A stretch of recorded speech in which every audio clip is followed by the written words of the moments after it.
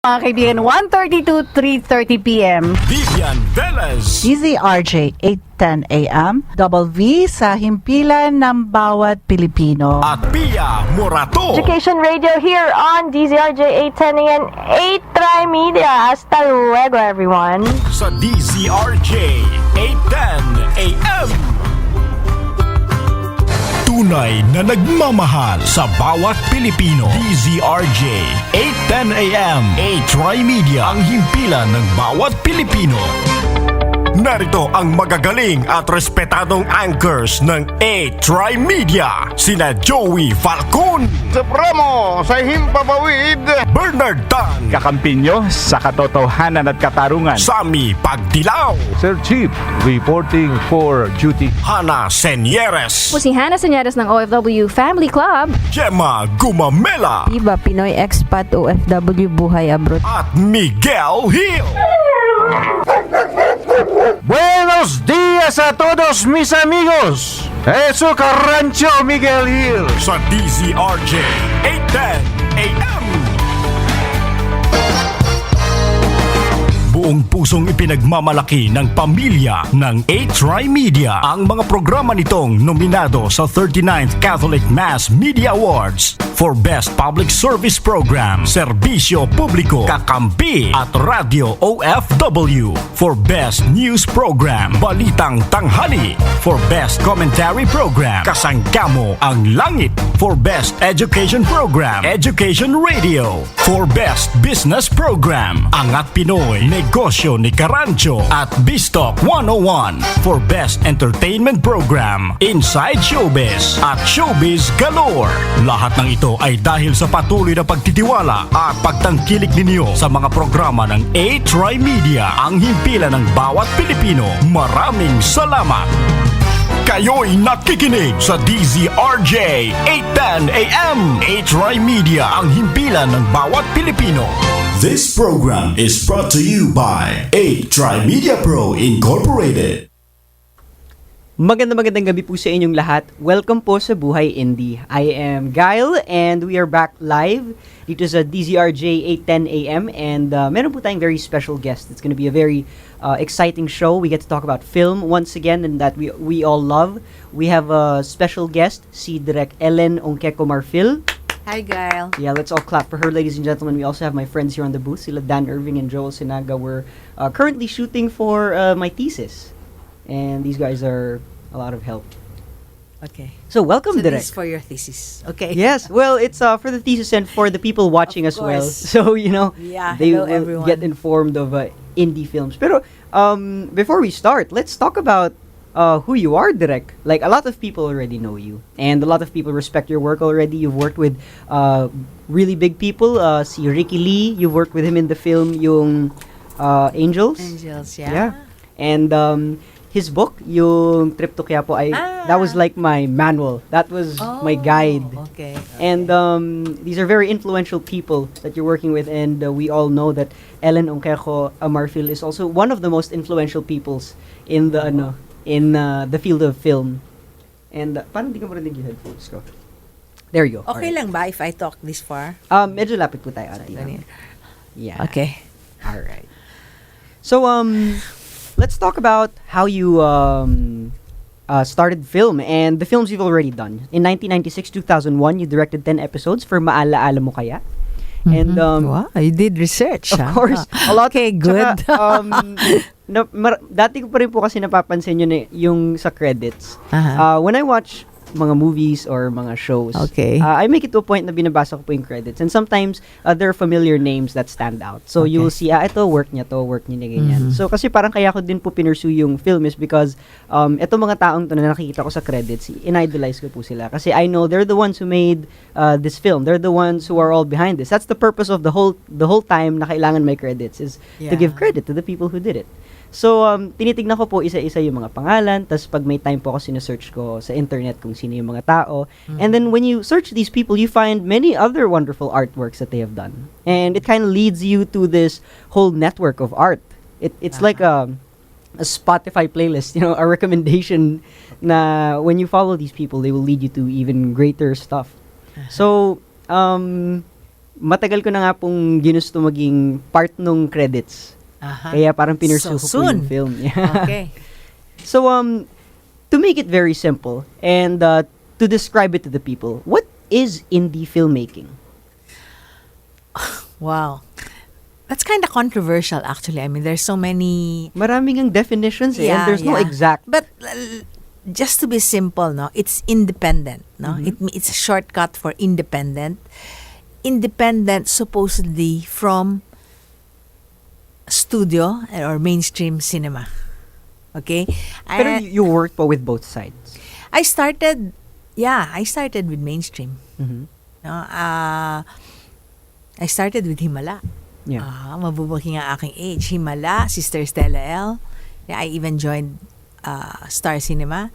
But I was also from theater, Philippine Educational Theater Association, where we had workshops, and that's where I started directing on my own. Mhm. And then somewhere along the way, no, from mainstream, I got into directing. Malaala mo kaya? Yeah. I got to work with Ricky Lee, all these people, no, Mike De Leon, Ismael Bernal. But when digital technology came in, I decided to go independent, which means you do it on your own. O nga pala, buhay indie to. Buhay indie to, no? So it's different from mainstream, where it's already a whole industry. Yeah. No, the digital technology, I'm sure your other guests have talked about it, no? Because of the technology, there was an opportunity now, no, for even students like you to go into it, because it's now easier, it's now cheaper, Right. Diba? You can Kasi do it. dati, you really had to purchase reels Yes. for your film stocks and stuff. Very expensive. 4-minute thousands. Yeah. Diba? One film, millions. Okay? But I passed through that. My first film, Mga Pusang Gala. I shot that on mini DV. That was the first that I produced myself. No, 2005 yun, no? mini DV. No, 2005. Galing. Mini DV, but I blew it up. Paano? You'd be surprised. I forgot na. Meron silang technology. There was this group, but it was able to go on 35mm because at that time the theaters did not have projectors yet, unlike now, no. So I still blew it up. That was one of the first, no. And so you go through the mainstream circuit, but after that, bosses, talagang digital cameras, digital projectors, and all of that, it's no. easier to store their files. So what does it mean to be independent? No, you're out of that business. The industry, actually, you're doing it on your own, but of course you're using similar technology, and but because you're independent, kaya maraming yun lang, simple lang yun eh, independent from mainstream where it's already a big industry and all that. Kaya lang nagkakaroon na ng ibang meaning because it's indie, you can tackle more topics, you can be cutting edge, There's you can no rules. you can experiment, you can target a niche, no, and invent styles. Because when you go mainstream, you spend what, 10 million, 20 million. I used to be a producer, no, 10 million, 20 million. Oh, how are you going to recover that, no? So that's why they say sometimes it's formula, sometimes there's a tendency because you have to recover, no. Right. But with digital, because it's cheaper, you can experiment. Yeah. So the styles have evolved, and there are all kinds of. If before there are about 10 filmmakers, or you can just count who are the directors, now there's hundreds. Hundreds. You know, A lot, winning yeah. awards left and right. Who's that? You know, there. Pero what would you say yung pinaka na-enjoy mo? Would it be the indie scene or the mainstream scene? You know, I came from mainstream but opted for indie. That was a very intentional, no? Because Isn't it harder to get into mainstream than indie? Kasi kung indie, you just have to start on your own. no, but because when I was young, there's no indie yet. Ah. No? So I started mainstream, but I think it's the freedom that I wanted to be able to, when you're in mainstream, because you're always spending so much. There's a lot of people who will work with you. No, not just work with you, who will have to have a say on what type of material, di ba? Yeah. But when I went indie, I go directly to the audience. No, there's less. A studio could say, no, that won't sell. Things like that. But, for example, Bosses, that's about an abused child, no? when I was in mainstream, that won't get any attention because it's dark. Who's going to watch that? Huh? But when I did it, I was, even if it's tackling a dark subject, no, I knew how to handle it, that it could still be very accessible to audiences. That's why it's almost 9 years now, and we're still screening in yung boses. And ang dami nyo na nga pong films na ginawa. 120 screenings na siguro yun this year. On its 9th year. This 2016, you made the film, yung Journey to Love and yung Lakbay to Love. Yeah, that's one. Yeah, biking naman yun. No? Mga big stars na po yung mga kasama nyo na dito. And how did you get to this? How did I get to this? No, I wanted, because the projectors are all over, and this time I wanted to try being my own distributor on the mainstream circuit. Okay? Because if you want to try the mainstream circuit, you're indie. Ito dream ng marami, no? You wanna indie ka, but you want to go mainstream. I mean, show in SM, all of that for more audiences, no?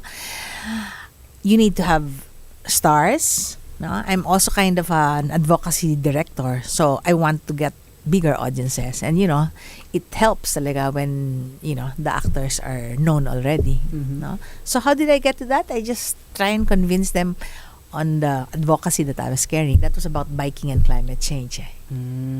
Okay. What would you say would be the biggest struggle you had to face in your journey to becoming a filmmaker?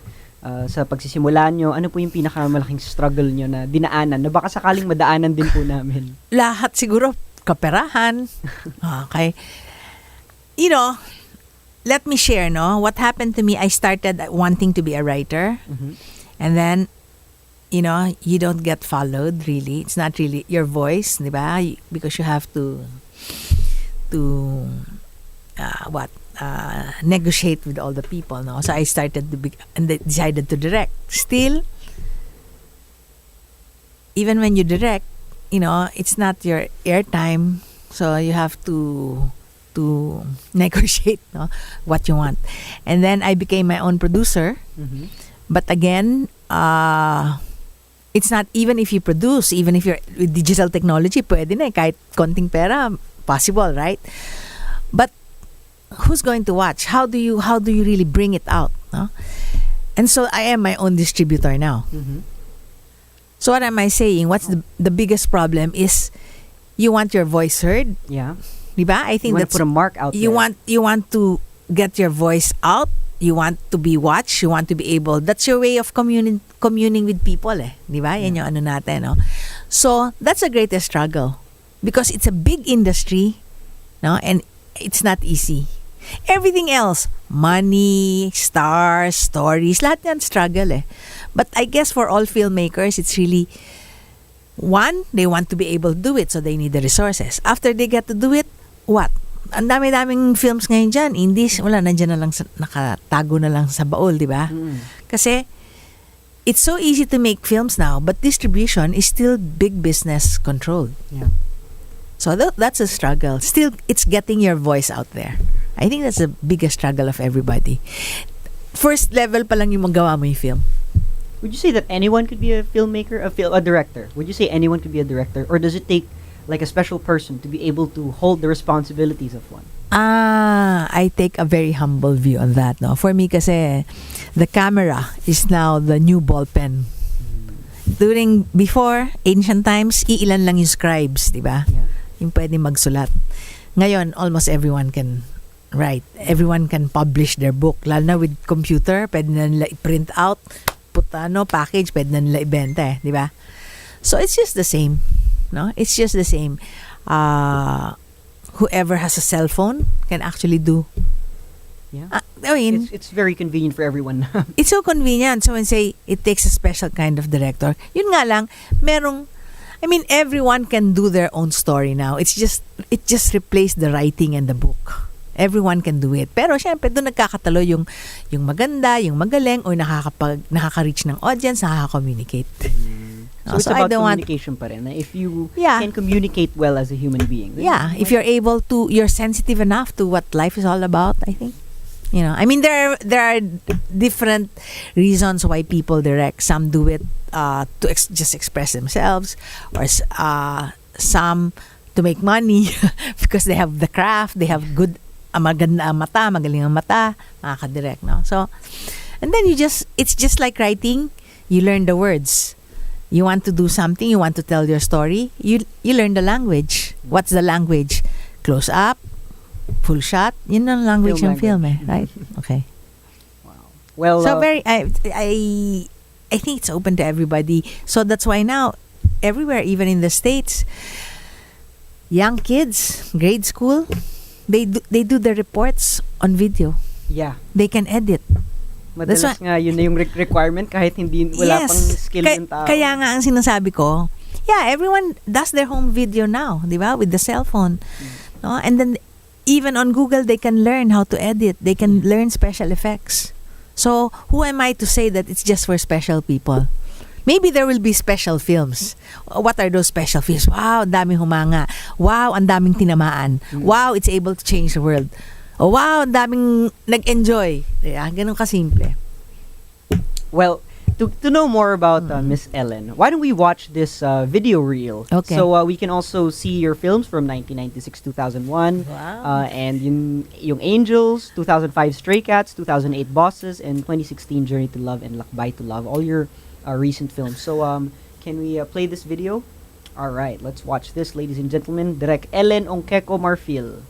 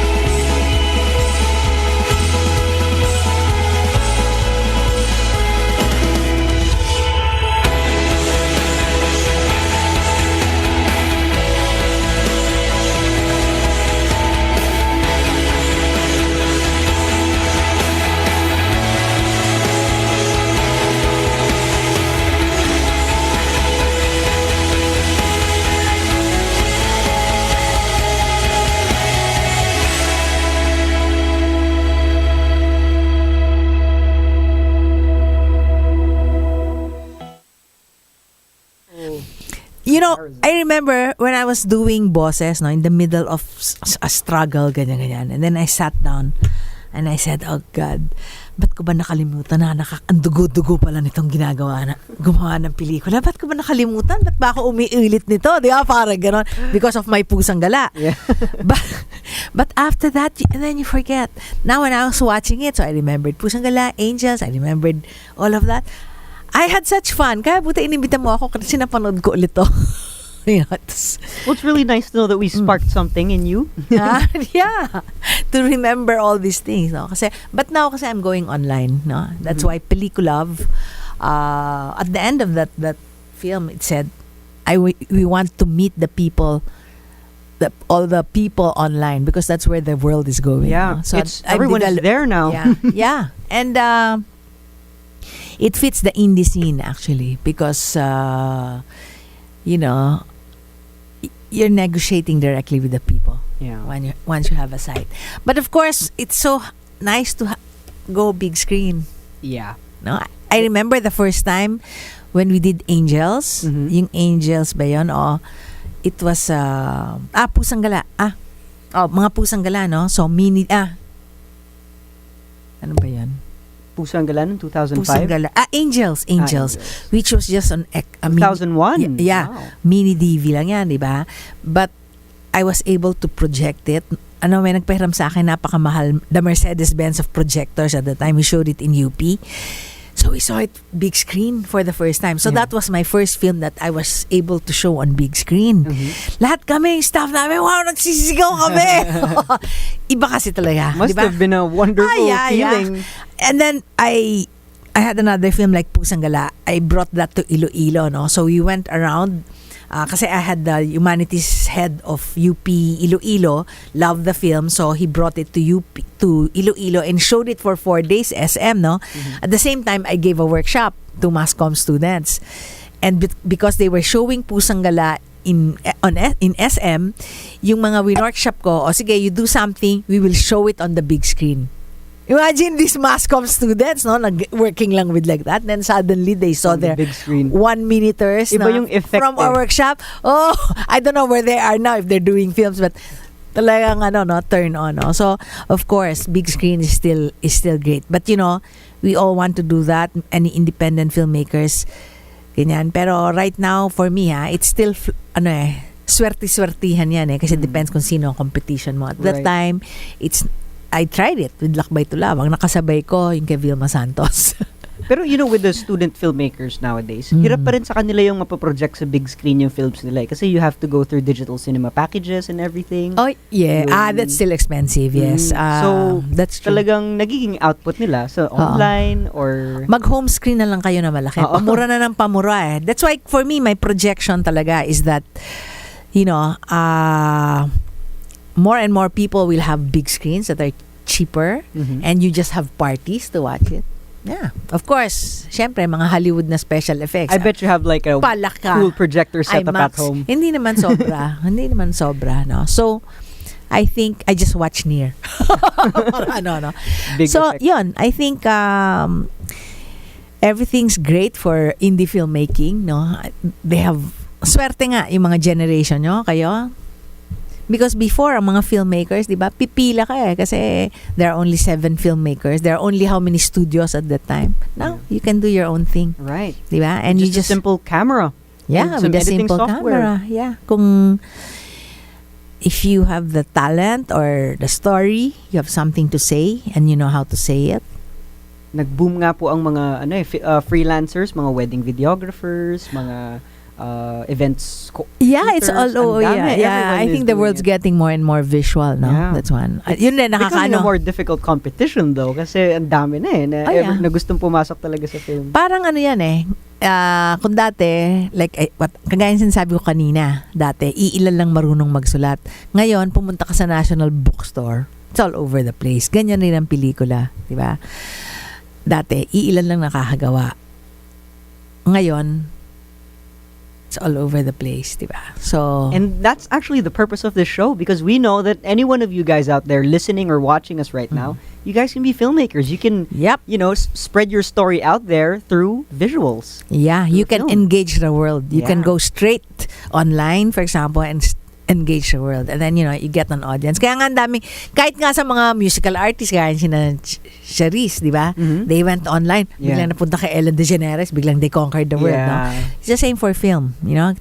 Your cell phone, you can even shoot with your cell phone, di ba? Yeah. Documentaries, you're doing a documentary. Di ba? Ang daming Sunday Beauty Queen was a documentary. Yeah, that was It was able amazing. to join Metro Manila Film Festival. No? So, for all of those people who love film, siguro yun isang you were asking what it takes to be a director. Siguro unang-una mahilig ka sa pelikula. Di ba? Because you want to tell your story Right. on visual and, Gotta have passion. you have, and kahit naman anong trabaho, Yeah. passion, no matter what, no? But we gotta take a quick commercial break. And when we come back, pag-uusapan pa po natin ang pelikula. And patapos na rin po yung show. So let's talk about how we can help the film students right now in their film careers based on what you have experienced. Okay. So we still have Direct Ellen Ongkeko Marfil, and ano po siya, producer din siya and director. And also a writer. If I'm correct. Yeah. Although that was really what I wanted to do. But then, si Soxy Topacio was the one who really prodded me. Ayoko nga mag-workshop. I was in PETA. Lika na mag-directing workshop ka, wala pang budget yung iniisip mong Pero gagawa kami ng docu-series on history. Renato Constantino. So, okay na ako doon. Hindi, mag-workshop ka. And then, it turned out, nagustuhan nila yung ginawa ko. Sometimes the universe tells you Yeah. Sometimes the It just universe whispers things to you. I didn't want. After my first, ang masarap kasi sa directing, it consumes you You forget everything, no? So it's fun. But I didn't want the pressure, the tension. I didn't want. Wala pa naman ako, no? Off cam ako, no? I didn't want the tension. So, lagi akong umaatras. Susulat ako, join ako sa writing. Ganyan. Kaya ako na, sa maalaala mo kaya. Kasi, nag-join na ako ng, writing workshop kay Bing Lau, Armando Lau. If you've, marami yan, award-winning, kinabrilyante, siya yung mentor niya, Biglang dumating yung AD ng, ng maalaala mo kaya, we need an AD for Escapo. Tell me, pag-go na tayo. So, Buhay Indie will be right back. They heard what I was saying, no? 10 a.m. H-Ry Media, ang himpilan ng bawat Pilipino. Ito ang DZRJ 8:10 a.m. H-Ry Media, ang himpilan ng bawat Pilipino. Ang dami ng peke sa world. Unfair. Pati ba naman puti mo? Peke din? Para totoong puti, mag Myra Vita White Moisturizer. May vitamin E at natural plant extracts to help nourish skin for that healthy white glow. May double sunscreen na, non-sticky pa. Ito ang totoong healthy white glow. From Myra Vita White Moisturizer. Yan ang alagang holistic. Trusted quality healthcare. Unilab yan. Tuloy-tuloy sa pag-arangkada ang mga programang hatid sa inyo ng DZRJ 8:10 a.m. H-Ry Media, himpilan ng bawat Pilipino. Ang programang tagapagsiwalat ng katotohanan. Kakampi! Kasama si Bernard Tan, alas 5 hanggang alas 6 ng gabi. Susundan ng tagapagtanggol ng lipunan, alas 6 hanggang alas 7 ng gabi. Kasama si Sir Chip, Sammy Pagdilaw. Sa Sir Chip Reporting for Duty, Lunes, Miyerkules at Biyernes. Usapang pangkalusugan naman sa alas 7 hanggang alas 8 ng gabi. Kasama si Dr. Sunny Viloria tuwing Lunes, Dr. Ray Salinel Jr. tuwing Martes, Dr. Cecil Katapang tuwing Webes, at Dr. John Reyes sa araw ng Biyernes. Sa Klinika On Air, programang para sa mga makabagong bayani ng bansa sa Radyo OFW. Kasama si Hana Senieres at Gemma Gumamela, alas 9 hanggang alas 10:30 ng gabi. Makabuluhang komentaryo ang latatay sa Rapid Fire. Alas 10:30 hanggang alas 12 ng hating gabi. Kasama si Percy Lapid. Susundan naman ng BBC World News. Hanggang alas 5 ng madaling araw. Yan ang mga programang mapapakinggan sa DZRJ 8:10 AM. Gabi hanggang madaling araw. Hatid sa inyo ng A-Try Media, ang himpilan ng bawat Pilipino.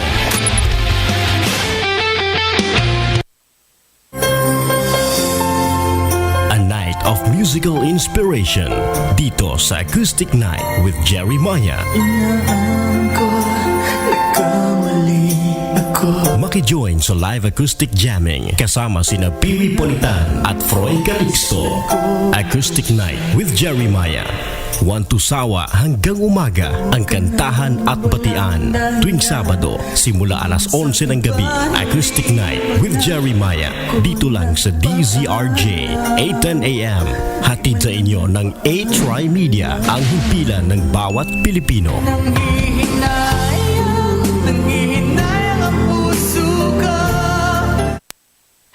What's up, Pilipinas? From the Philippine Air Force.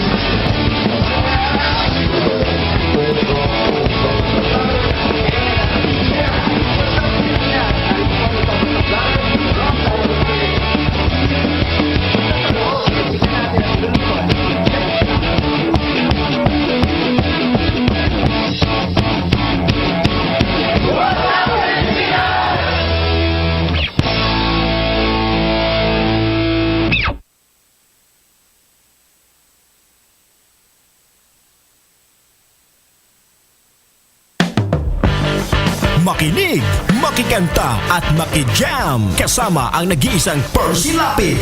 Muling balikan ang mga masasayang kanta kasama ang iba't ibang mga musikero na maghahatid sa inyo ng mga magagandang tugtugan at awitan na siguradong kukumpleto sa inyong gabi sa Live Jamming with Percy Lapid. Tuwing Linggo, alas 11 ng gabi, dito lang sa DZRJ 8:10 AM. A-Try Media, ang himpilan ng bawat Pilipino.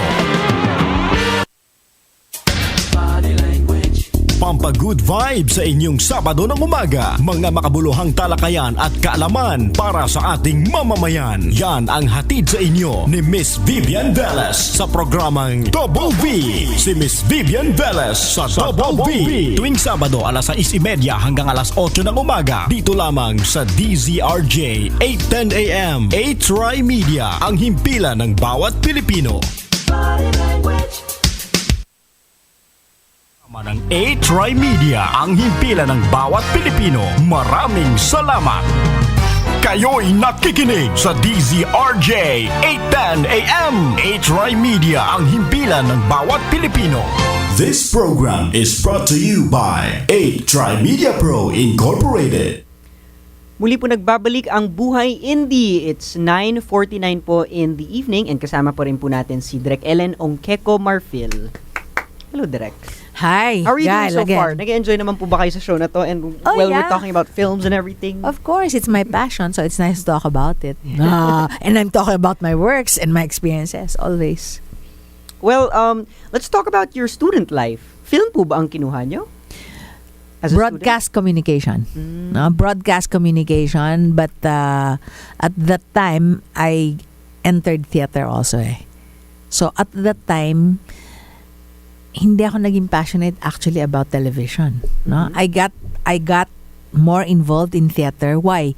Because in my theater, we were going out into the streets. We were going out to provinces, teaching, performing. So actually, that made me immerse in Filipino life. No, and I think that is so important. No, kasi doon ako nagkaroon ng laman, di ba? Kumbaga. Yeah. Doon ko nakilala what it is. Kasi somehow, from high school, you lead a sheltered life generally, di ba? So, that whole experience, going to the streets, going into different sectors, no? Kasi yung theater ko talagang peta eh. So, umaano talaga yan, no? Panahon pa yun ng martial law. Performing in the streets. Risky. Performing in the streets and all of that, no? So, I learned so much about the country, and I guess I was able to hone my perspective in life. I think that's very important as a filmmaker. So that, kasi, ano ba, sabi mo, ano ba, what does it take to be a filmmaker? Kasi una, dapat meron kang sasabihin. Right. Dapat meron kang ikukwento. Pwede mo naman ikwento, buhay mo lang. Di ba? Pero yumayaman rin ng pagtingin mo kahit sa sarili mong buhay, kung yun man ang ikwento mo, sa karanasan mo sa labas. No? So I think that is what is so important. No? Yung kahit nung nagtatrabaho ako sa TV, I've worked in almost all mainstream studios. No? I've worked as supervising producer, as director, as writer, halos lahat, pati news and public affairs. I've worked there. No? So minsan, fresh from college, magtatrabaho na, writer. Diba? Ito, mayroon akong isang karanasan, writer. Bilib ako dun sa writer na yun. No? Pero after some time, kasi batang-bata pa nasa no? Mamaya, ang mga tinatanong na sa akin, as director, ano ang gusto nyong material? Ang tinatanong niya sa akin, binibigay niya sa akin, pegs ng mga pelikula. Pegs or samples. Oo, yun na yung gantong storya, no? Instead of, I knew him as a writer. Yeah. Di ba? And very real yung ano niya kasi he came pa from the province. But because he was already in the studio for so long, so parang movies na lang yung nagiging source of stimulus, no? So ako, for film students especially, really go out into the world. Watch movies but go out into the world. Kasi dun na-harness yung ano ba yung sasabihin mo? Ano ba yung i-engage mo sa mundo? Yeah, you gotta go out there and see it for yourself. Kasi it's not just craft. Craft, what nice shot, nice light, nice dialogue, good acting. Craft lahat yan Right. Diba? But I guess what's important is perspective. Yung storya. Storya, insensibility. Marami nga po dyan mga film materials, hindi naman ganun ka-arte yung nila, yung cinematography or everything, but if the story has the juice, it wins. Correct. It's a good movie to consume. Yes, and that's what people do. They consume films. So it's that. Kasi it's really all about storytelling also. So, and talking to people siguro. Listening to their stories. Listening, watching, observing, everything, So, yun. That goes for film students. But siguro with all the success, you really gotta go through a lot of failures then. And for all these realizations to happen to you, kailangan ikaw mismo madapa ka sa sarili mong nilalakad. And then that's when you realize what to tell the people. Your story, what you should tell them to kaya avoid. dapat dati sinasabi ko, hindi ka pag director ka, kailangan medyo matapang ka. Kailangan matapang ka kasi when you direct or when you write, hindi ka makakaiwas na lalabas kung sino ka. Di ba? So, masishare mo yun Yun ang masishare mo. So, you should be ready to share to the world. Share to the world. Yeah, oo nga. When, lalo na sa school namin, kasi syempre, kilala mo na yung mga classmates mo. And then may mga film presentations. When they show their films, basang-basa mo, this is them. This is them. This is their story. You can see that. And that's good. That means they're also being authentic to who they are, no? And it's nice to see that it's parang a director's mark. You see their marks on the films. So now I want to see your film. You said you have done some short films, huh? Yes po. We've joined a few competitions. Doon din po sa Mapua. Yung Cinema Pua. Sinabi ko. Oo nga, meron pa cash money yan Yeah, but we didn't get any of the places. So we got an Audience Choice Award just this year. So the Mapuans voted for it because we did a film about the struggles of a Mapuan. Kaya so I guess they really liked it. Okay, you had pa na it didn't win, but really, contests are fine, but sometimes it also dapat wag ka maaapektuhan nun. No? Kasi lagi namang contentious yan kasi there's judges of 5 people. Yeah. Diba? They have their own sensibility. Kaya nga masarap online kasi you can engage the world without all those, diba? Kung nasa studio ka, you have all the bosses. Yeah. Diba? In a film festival, you have all those critics or those judges. Diba?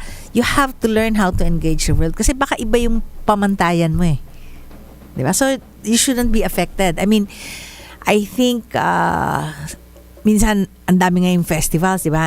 Well, of course, it gets you attention, di ba? Pag nanalo, parang ganyan. Pero kahit hindi manalo, baka mas mahaba life nun. Sometimes. Kasi it depends nga Meron silang standards. Paano ka ibang standard mo? Yung pelikula po, can people submit their films and then? Oh yeah, like recently last March, Women's Month, no, we made a list of women filmmakers. Kaya sa lahat ng mga women viewers dyan, no, we made a list of women filmmakers. Dati mabibilang mo kung ilan ng filmmakers. Ngayon, meron kaming 68 in our roster. Ay, ang list pa namin yon, yung nakagawa ng at least 3 and at least one of them has had public screening. And there's 68 of them. Okay?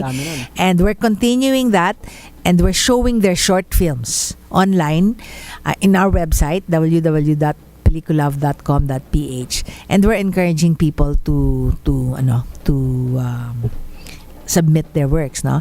Tapos yung sabi nga sa'yo, like for Mapua, I wanted to know, alam ko kasi nag-festival sila. Kasi recently, nag-put up naman yung UST Cine Tomasino Film Festival, and I was one of the judges also. Tapos pinost namin yung mga winners, short films and we gave comments and all of that, no. Ang daming nag-follow, and I think dadami pa ang mga student film festivals, no. I mean, I think there are more student film festivals in fact than all the Cinemalaya, Cinema One. Mas marami ang student film True. And you never know kasi the ones we saw, magaganda. Yung isa nga nasa Cinemalaya na short film nakapasok. Wow. No? Very nice. Very nice. No? Simpleng-simple pero sometimes the art just comes from different places. You'll never know where it'll come you from. You never know, no? Parang exciting, no? And that's something that we want in Pelikula. We keep on working now with OJTs on the job training. We're very open, and lahat ng mga naging OJT sa amin tuwang-tuwa kasi we're a small outfit, and so pag nag-OJT sa amin, iikot talaga namin from admin from the most seemingly boring task to marketing, no, to production, to post-production, to online work, no, and generally meron silang na-produce every time, no. And yung first batch nga namin, they produced a Game of Thrones kasi presidential election. Yeah. So they made their own, no? Okay. And then basta every batch, you know, ang saya-saya kasi the young people are so full of ideas and energy. And energy, no? So yun, I could invite people, no? Yeah, go ahead, ma'am. If you have if you're looking for yung kailangan nyo mag-OJT, you can write to us. Check our site, first of all. Please check our site, www.peliculove.com.ph. Marami rin kami mga offerings doon. And then we have OJT programs. Kakatapos lang nung last. So we will be starting again soon. All right. So again, that's www.peliculove.com.ph. You guys can go ahead and watch films there as well. Yeah. And, not the full length. There are short films. The women filmmakers are all there. The Cinema Tomasino is still there, and we have our own productions. Meron nga kami yung pinaka nakakatakot na multo. Ano ang pinaka nakakatakot na multo? You're gonna be so surprised. You watch it. It was just made by young people. Hindi mo alam tutuwa ako sa kanila. I let them. Na nga ako, parang ang tanda ko. I enjoy seeing these young people able to do their works also. Sometimes even the most simple sequences, no, na ang galing nung impact nito. Ay, oo, grabe. When we released that, yung November 1, yung yon. Dami-dami may gusto. Kasi, talaga surprise yung ending. Ngayon, meron nga kami, we were hoping to sponsor yung poetry, spoken word, no? Pero my OJTs, they did a video. Naku, ang ganda kasi kakatakot. One shot lang, pero nakakatakot. Pero yun pala, it's about Is it on peliculove.com? It's there. Yan. Then you guys can check that out. May ginagawa po ba kayong film ngayon? Currently? I will have one. No, I just finished, no? Indigo Child. It's about martial law. No, it's a play. It was a play. Nag-aano rin ako. I covered it. No? Okay. It's not exactly an adaptation of a play. It's just a 30-minute program. It's not an adaptation. At hindi rin naman siyang plain documentation. Kasi minsan boring yun plain documentation. But I wanted to keep the integrity of a play. Pero sinut ko na one-cam handheld. Throughout. Kumbaga, the play, minount ko ulit yung play. Tsaka stop shoot parang TV. So, pero I kept all the dialogues. Hindi kagaya ng pag nag-adapt ka, you lessen the dialogue. Kasi maganda yung pagkakasulat No? So, we will offer that free Wow. online soon, no? Sa Pelikulav. Sa Pelikulav. Well, Because may announce ko na rin, dami ko i-announce, no? Yeah, go ahead. That Indigo Child kasi will be in book form also. oh, okay. Together, back to back with that's a stage play, no? Mhm. Back to back with the film script of Lacambini. Lacambini is about Gregoria de Jesus, the wife of Andres Bonifacio. Mhm. I was planning to do that but that requires 20 million. So Whoa. so Ateneo Press is publishing the book. So I think the Indigo Child we will put that out parang sabay sa launch ng book. All right. Well, we're all looking Stand forward to by. that. There's so many Yeah. things happening. Everyone, you so. guys gotta go to the website right now and watch some of the short films there. And it was great having you here. Direk Thanks, Ellen. Gail. I mean, this was quite fun for me. It was also fun to learn from you as well. You will push and good many luck. people Good forward. luck on your Thank own you. journey, huh? Oh, but you said you wanted to do sales of cars and films on cars. Great. Wasn't there a film, Love Bug? Okay. But maybe you want Fast and the Furious. Sorry, ang old-fashioned ko na Love Bug. Fast and Herbie Furious is also nga nice. pala. Binigyan nila ng story and ng personality yung kotse. Hindi ko na masyado. Although I've seen Fast and Furious, Yeah. All right, Gail. Thanks so much for having me here. It was an amazing I think experience it was- learning from you. This has been postponed, no, for almost a month already. Finally, I got here. Thank Yeah. you. And we would love to have you again here. Yeah, To and yeah, educate us, sure. share your Anytime. experiences with us. Yeah. Let's have more of this. Thank you, ma'am. Great. Again, everyone, go check out pelikulav.com.ph and check out the short films there. And why don't you do your OJT there, mga You film can email students. us also. Yeah. And we'll be back again next Saturday, 9 p.m. to 10 p.m. I am Gail Sarne and this has been Direk Ellen Ongkeko Marfil. Maraming salamat po ulit. Thank you, Gail. And good luck on your works, ma'am. We'll look forward to your films. Yeah, great. Good night, everyone. Good night, everyone. And do more films. Yeah, make more films. Keep the film fire alive inside of you. Most exciting thing now. Yeah. It's gonna be a wonderful journey. So we'll see you guys again next Saturday. God bless you guys. This has been Buhay Indie. Ito ang DZRJ 8:10 a.m. H-Ry Media, ang himpilan ng bawat Pilipino.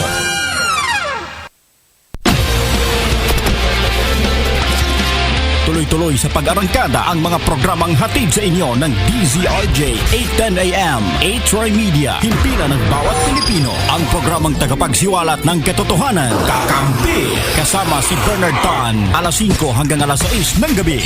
Susundan ng tagapagtanggol ng lipunan, alas 6 hanggang alas 7 ng gabi. Kasama si Sir Chip, Sammy Pagdilaw. Sa Sir Chip Reporting for Duty, Lunes, Miyerkules at Biyernes.